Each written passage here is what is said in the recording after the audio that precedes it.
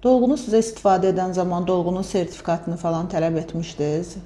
Sizə vurulan dolğu haqqında bir məlumat. Botoks məni eybəcərləşdirib. İndi sizə bir video yerləşdirib.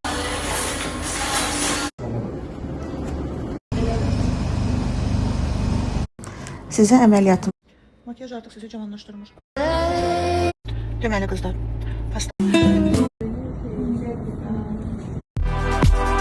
Deməli bu qıza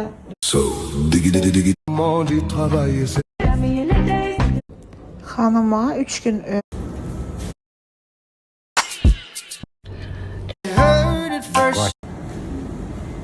xanıma dünən elə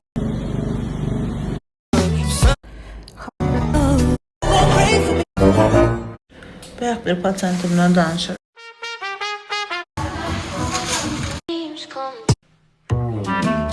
Salam geçen kızlar. Salam Нахам, рассказывайте, как.